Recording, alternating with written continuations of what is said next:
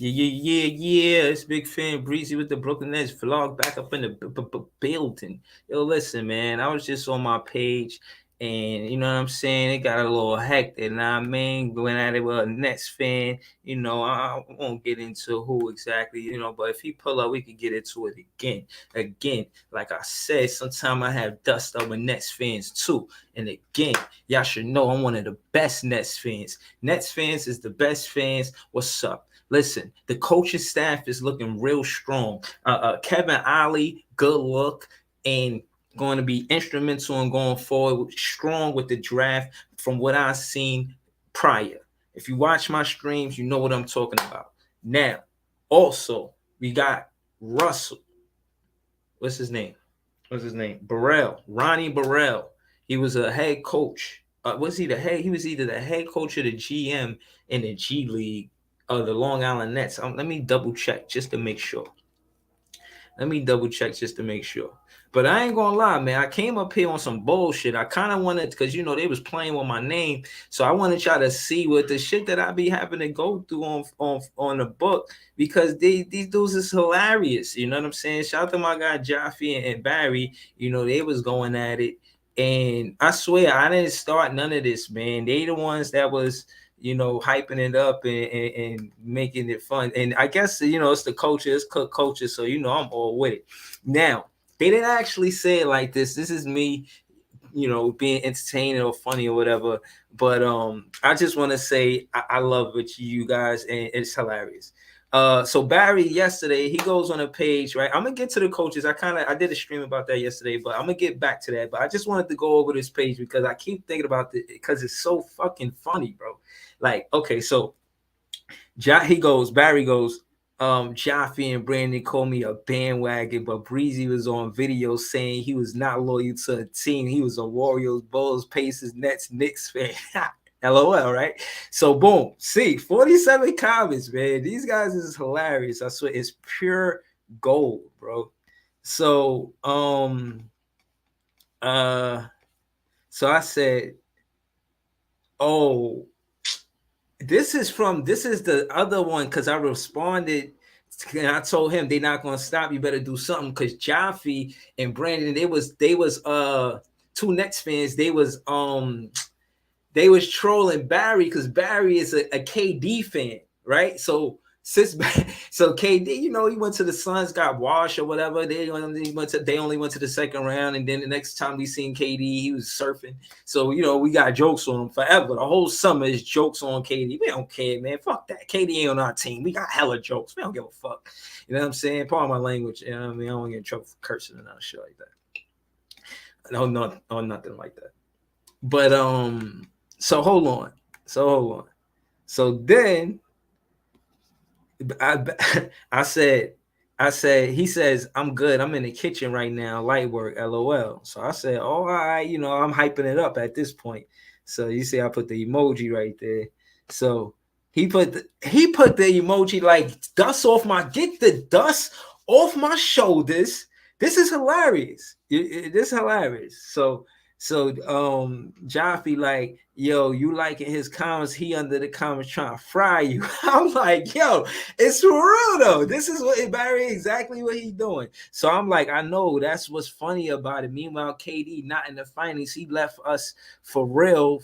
He really left us really for surfing. I said he really just wanted to go somewhere so he could surf or whatever and go on vacation. You know what I mean? So that being said, you know what I mean? I push back. So Barry says, and y'all got the broom. What's your point? So LOL. So I said, before I say anything, Jaffe says, you definitely not in the kitchen, because what Barry said. He said, Barry, you definitely not in the kitchen. You could never be in the kitchen because you basically a fan of few teams too. If that's the case, if you're a real KD fan, that means you was a fan of the Seattle Supersonics, the Oklahoma City Thunder, Golden State Warriors, hold on, Brooklyn Nets, and now the Phoenix Suns. Hashtag pathetic, right? Exclamation points. Um, so see, and again, this is all good, clean culture fun, no disrespect, no, it's all basketball. So this is what I love about it. This is why I hype it up. So so hold on. I don't miss nothing. So I Kev, he a Knicks fans. We go at it all the time, but in this situation, I'm telling him, yo, I'm about to hype this, because it's always funny. So Barry goes to Jaffe. He said, "Pull up next month. I'm not gonna do no more talking." Yo, oh my God. Oh no, hold on. He said that because hold on. He said that hold on, I skipped something. See? All right, so here you go. Because I remember I said I tried to break the ice because I seen it. I felt like it was getting tense, but they was cool. They was super duper cool actually. Barry said, "Jaffe, did you hear me come and say I'm an OKC Warrior Nets Suns fan? No, I'm a KD fan. Get facts right. LOL." So all right, so then Jaffe say, "You're not a real KD fan then, because those all his former teams." Okay, so then I say y'all coming to the game July 1st to keep it basketball. So then Barry goes, Jaffe, I've been a KD since he's saying I've been a fan of KD since he was playing on Texas in college, bro. Okay, that's huge. I respect that, Barry. So then he says to me, we could play 1v1. I'm winning for sure. I think he was talking to me. I gotta take that personal. That is my name. So I gotta play Barry one-on-one. It looked like that's what's gonna happen on July 1st. I'm not ducking no smoke. I'm here to play basketball, man. We gonna see what's gonna happen. Jaffe says to Barry, bro, in all reality, you cannot beat me in ball. I'm saying that humbly. He letting yo, I thought this was hilarious when Jaffe said this to Barry. You know what I'm saying? Oh shit, there go Barry right there. Yo, oh shit, I ain't mean to do that. Hold on, I'm about to put it back so I can throw it. I'm about to throw the link in the chat. Oh man, this shit was hilarious, bro. Hold on. Oh man. Yeah. Yeah, somebody tagged Jaffe. He said, "Hey, not you. I want to play Jaffe and Brandon." He want to play Jaffe, yo. I never see Jaffe play basketball, and I never see Brandon play basketball. It's hard to say, who would do what. I did see Barry play basketball, and he hoop. He hoop. You know what I'm saying? So Barry says they doing too much talking. LOL. I seen Barry play basketball and he hoop. Yo, Barry, go to the book and tag Jaffe and tell him we over here. So y'all, you know what I'm saying, y'all can pull up if y'all want. You know what I mean? I'm gonna just keep reading this thread, you know what I mean? I'm gonna get into some Nets basketball though. But I did want Jaffe to pull up to talk about these draft picks, man, because I'm at a I know what we need. I know we need nastiness and grittiness. I see Nick Claxton in the offseason working out. I see us putting in work. I see us, I say us, I mean the Nets players, and I'm talking about Nick Claxton, and I seen Dinwiddie as well working out in the offseason. Everybody's clamoring for us to get a point guard. Dinwiddie looked like he want to be taken serious. You got to respect a player who's an athlete who says that this is job, this is career. He said this is what he do to get ready for the regular season. He's working out 2-3 times out the day. I respect that. So before we get on this page and talk about all of the stuff that we need at point guard, Dinwiddie did not show up in the playoffs. That's a fact. I ain't gonna debate that. And I gave him the benefit of the doubt because DFS wasn't knocking down the streets for Dinwiddie to make space and do it and create and do what he do on the offensive side of the ball. But we'll see. I don't know what direction they're gonna go, but they're asking for nastiness and grittiness. I imagine them getting a rebounder is more important than them getting a point guard. Hold on. He said what happened with Mike. Listen, Mike came on my page shitting on my content, saying I don't got content. I went to my YouTube screen, pulled up when I did the content, screenshotted it, put it on Facebook so that way he knows to tread lightly. If you want to be whatever you want to be, right? You don't have to downplay my content to be that, because that is the roughest road to go through to go where you want to go. Let me be clear about what I am saying. If you come to my page pushing your page or your content and shitting on my page while you're doing that, I am going to respectfully cook you. Now, ain't nothing happened between me and Mike BG. You're not even a Nets fan. You know what I'm saying? You don't gotta focus on none of the Nets fan business between the Nets fans. But respectfully, when it come down to the Brooklyn Nets, I'm pushing content on a regular basis. And again, the name of the show or what it's about today is the coaching staff looking strong. And they look strong.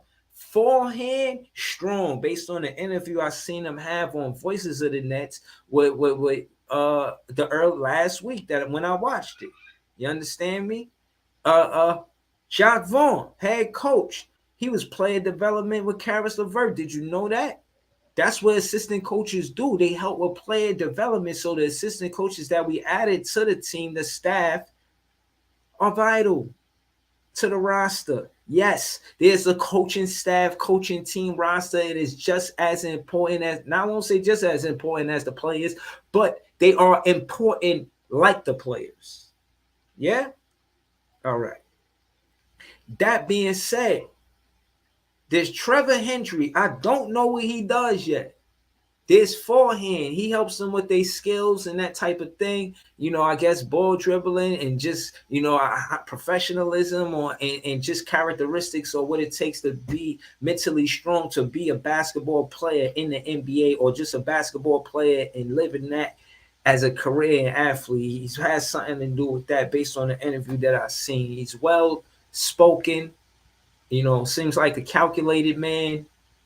And I like what he brings to the Brooklyn Nets.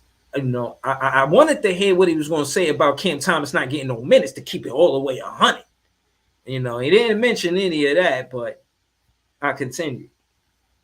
We got Ronnie Burrell that was a head coach with the Long Island Nets that was successful enough to get to the conference finals, brought him up to be assistant coach with Jacque Vaughn in the Brooklyn Nets. We got, that's Ronnie Burrell. So we got forehand Kelly. That's his name. That's 2. Right? We got Kevin Ollie. Work with A-Man and Saul Thompson in the G League Elite. Work with college. He worked with point guards. He's going to be heavy emphasis on working with point guards, the point guard through forward position, I imagine. Maybe all positions. I give him the benefit of the doubt. But look for us to go strong with the draft because of the coaches that we selected. Jay Hernandez, Kevin Ollie, forehand Kelly, Jacque Vaughn, Ronnie Burrell, all work with talent that's not necessarily, and again, all work with talent and the skills that they have as an assistant coach attribute to the play, to the play from the young players. When you see them playing like they mature, like they looking like they NBA ready. When players get sent from the G League to the NBA, Ronnie Burrell got a say in that. Kevin Ollie working with A-Man and Saul Thompson. They're forward position. We think about getting them at point guard. I said, should we trade up 21 and 22, try to get A-Man and Saul? I'm on Houston Rocket streams, and I'm listening to them, and they talking about they trying to get Cam Johnson. I'm like, yo, yeah, man, I'm everywhere. You know, I had to put silence to that. You know what I mean? So, yeah, man. I said that to say the coaching staff looking strong. All of the coaching staff that we have, and again, I'll mention the names again. Jay Hernandez, prior experience with Jacque Vaughn. Ronnie Burrell, played high school basketball with Jacque Vaughn, funny enough, right? But it's basketball and it's wisdom and it's experience, so it counts. Forehand Kelly, watch Jacque Vaughn player development with Karis LeVert. So I won't, for lack of better words, I'll say he's a Jacque Vaughn understudy when it comes down to assistant coach. And that's because I feel like Jacque Vaughn might have more assistant coach experience than a forehand Kelly. Respect the forehand Kelly. But that's 4 guys. And I feel like I'm missing a guy, missing a coach. You know what I'm saying? But yo, I don't know. I don't know, man. I don't think that. I don't think that none of the Nets fans should be comfortable with the 2 sweeps back to back. These coaching changes are going to be essential on the way we try to score the ball. Look for us to have a better offense. Look for us to take less 3-pointers. Look for us to do things that help the focus on the player's skill set and then grow from there. I think that's what player development is about. You see what a player can bring, and then you develop skills after that, but you have a core nucleus based on their skill set they come in with, I imagine. He said you hear they want to come to the Nets. Yeah, I do, but I ain't tripping off it. Well, I ain't tripping off it. I feel like we missed out on Dame. I had a post where I explained in 2012 the Brooklyn Nets traded for Gerard Wallace and missed out getting that first round pick in Dame Lillard. I think ultimately that's what we should do. I think we should not go after Dame Lillard and try to get a point guard that we consider could be rookie of the year. See if we could trade up and get a dynamic point guard to lead. And again, Spencer looking like he's serious, so maybe not to lead, maybe come off of the bench. I'm pretty sure how I want this roster to look. You know what I'm saying? I gotta see more from DFS. And again, man, I want to talk about the players I do like. I do want to see Nick Claxton, Cam Johnson, Mikal Bridges. I think they gotta solidify that. They gotta make that known that this is what they started with and build from there. I want to see Royce O'Neal as come off the bench again. It would be nice to see Naz Reid come off of the bench. I would see Ed Sumner back. Yeah, Cam Thomas, of course. Cam Thomas is going to have a great career somewhere, man. I really want to see him do it here. I'm so serious. He said, "Do you want Simmons on the roster next season?" I want him healthy. I want him to see him play healthy. The same way before he got that contract. His love for basketball. You know what I mean? And I think that's what it is. Like, you compete, and I don't know, man. I know exactly what it is with Ben Simmons. I know he played really hard, and if he's more aggressive mentally, I think he will be. If he be more aggressive competitively, not necessarily mentally, but competitively. If he becomes a more aggressive competitor, I think he's going to be one of the best the NBA ever seen. I think he's going to be one of the best that point guards the Brooklyn Nets could ever have, especially if he work on his mid range. I don't care if he got the 3, because he's a player that you could throw on a post. You know what I'm saying? Yo, if he healthy, I want him on the team. I ain't gonna lie. He would solve a lot of problems. And again, I feel like he wasn't 100% healthy. He put pressure on himself to come back. Probably because of his massive contract, probably reactivated a few things. And the only reason why I say that is when I watched him play defense, he slide his feet good, as a good defender, but he would never jump and contest. And I think that was because he was still recovering. So I think he would be back healthy. If he come back healthy, he'd be 100. He said better than Jason Kidd. Nah, you funny. But hopefully he could play like a Jason Kidd, push the pace, make the offense faster, put pressure, like score faster, so that way we could play defense longer and have more energy on defense. Don't give him a break. He's somebody that'll run up the floor. He's a big body too. He'll dunk it. You make the defense run back to set up and play defense. Every team not gonna do that. Sometimes you could just win in the NBA by outworking the other team just off of transition baskets. The better teams in the NBA statistically were leading in transition baskets, getting those easy baskets. That's fast breaks to getting the runs, the turnovers, the steals, all that type of stuff. You know what I'm saying? You have happened, you know, you can win like that. And another thing I learned about basketball too, the little intangibles that help you win on the defensive side of the ball is deflections.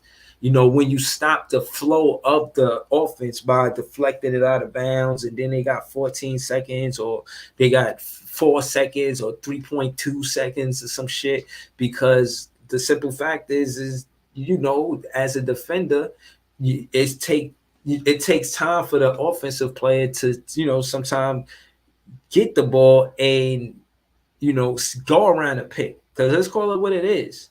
Everybody can't create their own offense, and that's what makes the difference between players like Kidd and you understand, and somebody you probably got to feed the ball to you know, to get them to, like a pick and roll situation, because they can't put the ball on the floor. So everybody can't do that, and deflections puts big pressure on the offense by, you know, resetting the shot clock or some shit like that. You feel what I'm saying? I feel like, you know, there's a lot of good basketball that could come out of Ben Simmons. I would never want to say it's over for him. You know, honestly, I honestly want to see him play at 100% to be quite honest. And you know, I'm over how I felt in the regular season. You know what I'm saying? I feel like it's off season. You know what I mean? Regulars last season happened. We looking forward to next season. You see the name of the show. It's called What's Next for the Nets. You know what I'm saying? So maybe Ben Simmons being healthy is what's next for the Nets. You know, maybe Naz Reid getting signed to the Brooklyn Nets, coming off of the bench and having a bigger role than he did with the Minnesota Timberwolves is what's next for the Nets. You feel what I'm saying? You know, what I mean, I don't know what the Brooklyn Nets are going to do in this draft, but my main thing is, will they give that draft pick an opportunity to compete? You know, to do more than just sit and you know what I'm saying, not have an opportunity to display what they can do. You know, and whoever it is, I don't want them to get more minutes than Cam Thomas. If anybody deserves minutes from the Brooklyn Nets, it's Cam Thomas. I want to see, and I'm not gonna be here forever. I just wanted to pull up for a little bit. Shout out to my guy Barry in the chat. Listen, I want to see Nick Claxton, Mikal Bridges, Cam Johnson, Cam Thomas, and Spencer Dinwiddie starting five.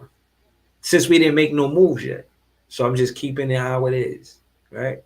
So that's Nick Claxton, Cam Johnson, Mikal Bridges, and again, Mikal Bridges at the 3. We don't want him to be the number 1 dominant scorer. Even if from now on he scores 20 plus, yes, that's good. But he doesn't have to be the number 1 scorer and get the most touches. If he loves Kevin Durant the way he say he does, then he should know one of the better things about Kevin Durant game is being an efficient player, shooter. Kevin Durant is not shooting 20, 25 times a game. Kevin Durant is giving you 15 to 18 shots a game efficiently. So that's what I need to see. What up, Leonardo? Yeah, you could pull up and talk about the game tonight if you want. Shout out to Leonardo. But that's what Mikal Bridges needs to do. Mikal Bridges said that Kevin Durant is his favorite player. He needs to take that specific page from Kevin Durant. I can score 30 without putting up 30 shots. I can score 30 with putting up 15 to 20 shots. I want Mikal Bridges to score 30 with putting 15 to 20 shots. Tonight I got Miami, Barry. I got Miami. It looked like it's hard to win in Miami, man. I think Miami wins tonight, man. Of course, you know, listen, Miami took home court advantage from in every round. This playoffs, in the finals. I respect Miami. And to my knowledge, they won every game 3. I don't know. Maybe Leonardo could say different, but to my knowledge, they took home court advantage from Denver by getting a split. If they win tonight, they have it'll be that. Yeah, that's what it is. If they win tonight, that means they did it the entire time, which has never been done in the playoffs for an AFC, which is very impressive. So that being said, I think it's possible. I do not think Denver switching altitudes like that off of that loss. Nah, I'm not giving that to Denver. I'm not. I'm not gonna do it. I won't. Leonardo said, "Yeah, we winning tonight." Okay, respectfully. We'll see. I just don't think they. Nah. Nope. Even though that the Denver Nuggets did beat the Miami Heat both times in the regular season, so it does show that they can win on the road. But it was a single digit game when they won, like maybe 5 points. And something about it just say go with Miami tonight. Gabe Vincent been showing up. He don't pop no shit. I don't never see him talk shit, but he be busting. Yo, he be putting in work. He be listen, man. They got Gabe Vincent and Kyle Lowry versus Jamal Murray. And everybody like to talk about how good Jamal Murray is, and I do as well, but he versus 2 point guards in Kyle Lowry and Gabe Vincent. And Gabe Vincent and Kyle Lowry is outplaying Jamal Murray by himself because they're not playing Reggie White. Listen, the difference between Eric Spoelstra and Mike Malone is the adjustments. And I seen Duncan miss a playoff game. Like, did not play the entire game to him being in the rotation the entire game. The difference is Spo having the cojones to change and adjust, sit a player for a whole playoff game and then put him back in the rotation like, nah, I didn't need you for that game, but I need you for this game. Are you ready? And Duncan was ready. Hero not there. Nobody ain't even really talking about that. They just looking at it for what it is. They talking about the 7 undrafted players, but nobody ain't even talking about for real how Hero not there and how Duncan showed up and how they got a culture of the next man up for real.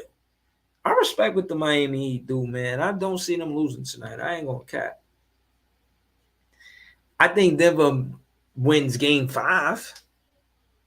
I think it goes 3-1 back to Miami. I mean, to Denver, and then, but I don't know. I'll slow it down and say they win tonight. But if they win tonight, will be more what I said, but I'll get to that then because they do have to win tonight. But again, I think the major difference in this series is Gabe Vincent and Kyle Lowry versus Jamal Murray. It's a lot. So Jamal Murray might outplay Gabe Vincent, but by a little bit, and that's a might. But Kyle Lowry, the way he's efficient with his pick and roll with Bam, that shit mean. That pick and roll is mean. I ain't even gonna hold you. But again, man, shout out to Miami, shout out to Denver. They the team in the finals. And again, man, who I had that dust up with earlier, man, I really wanted to talk about how it could have been us in the finals because the first time or the last time that Denver was in the finals was the ABA. And the Nets faced them in the ABA, and we beat them in Game 6. The Nets beat Denver in the last ABA championship that the ABA had for that league. The last championship they had, it was the Nets versus Denver, and we won the series. We won the championship in Game 6. All facts. So shout to that Nets fan, man. We Nets fans, man. We might have our little dust up, but we rooting for the same team. I want you to always remember that.